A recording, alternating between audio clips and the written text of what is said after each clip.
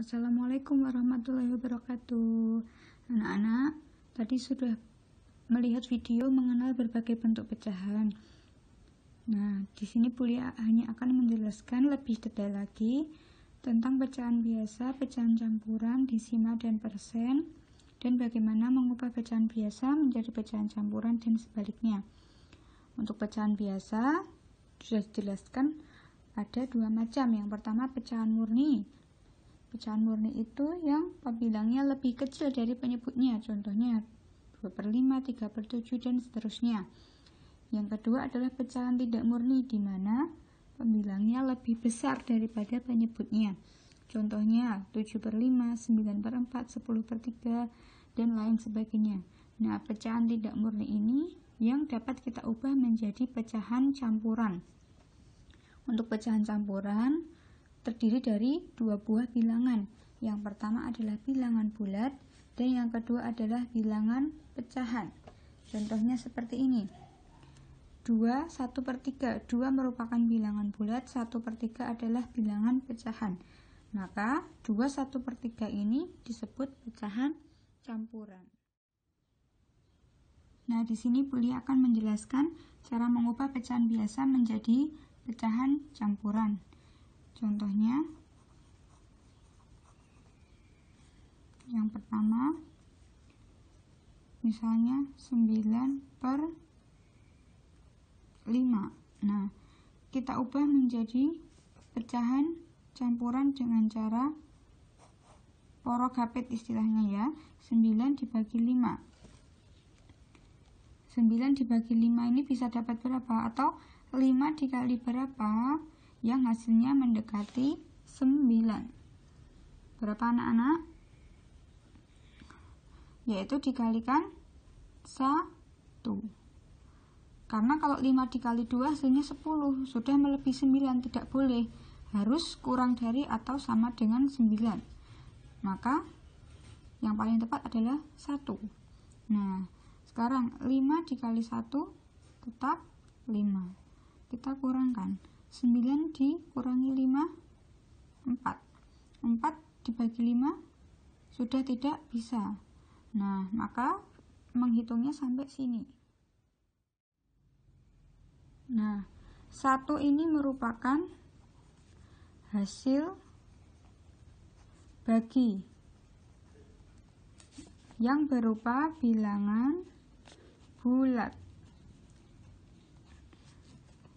Sementara 4 ini adalah sisanya yang nanti dijadikan pembilang.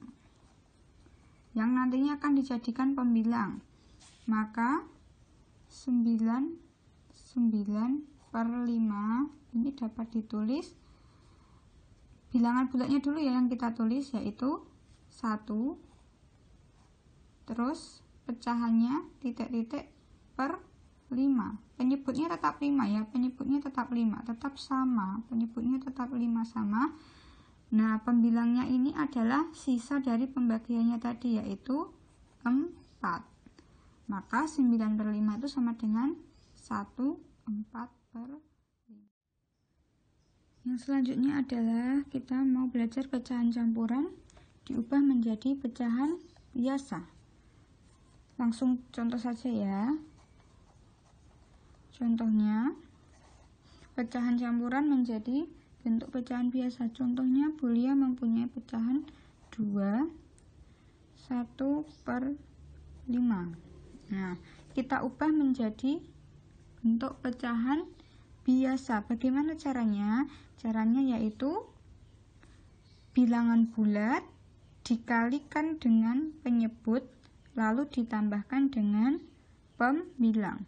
Dapat dituliskan bilangan bulat dikalikan dengan penyebut. Nah, ini dikalikan dulu, baru ditambahkan dengan pembilang.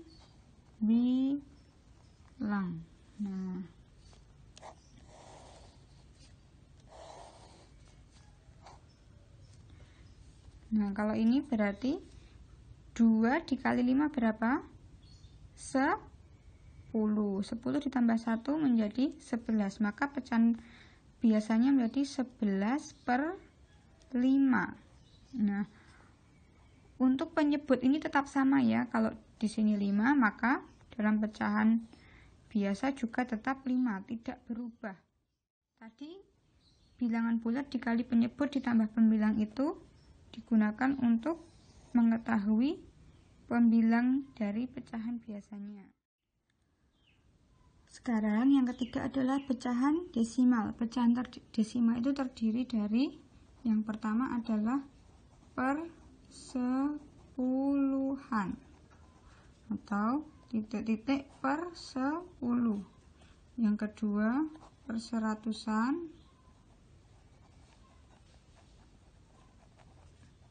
titik-titik per 100. Yang ketiga perseribuan,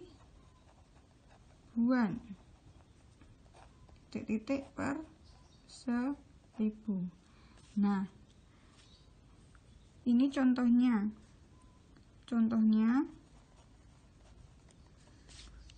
misalnya 0,7.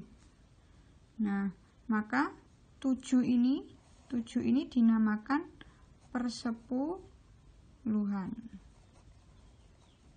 Nah, satu angka di belakang koma ini namanya persepuluhan.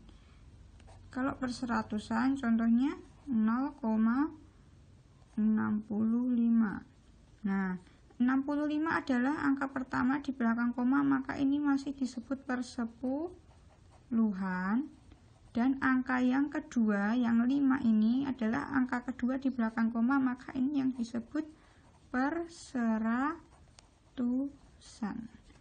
Nah, jika ini ditulis dalam bentuk pecahan biasa menjadi 65/100.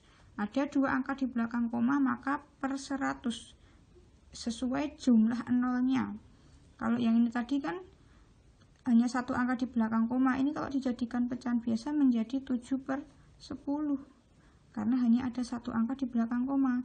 Nah, jumlah angka di belakang koma ini menentukan seperberapa. Kalau hanya satu ya 1/10 sesuai jumlah nolnya. Kalau ada dua angka 1/100. Yang per 1000 contohnya 0,125. 1 ini adalah persepuluhan, 2 adalah perseratusan, dan 5 ini adalah perseribuan. Nah, ini kalau ditulis dalam bentuk pecahan biasa menjadi 125/1000. Seperti itu ya anak-anak. Dipelajari lebih lanjut lagi, nanti jika ada yang belum jelas bisa ditanyakan ke Bu Liang nggih. Bu Guru akhiri, wassalamualaikum warahmatullahi wabarakatuh.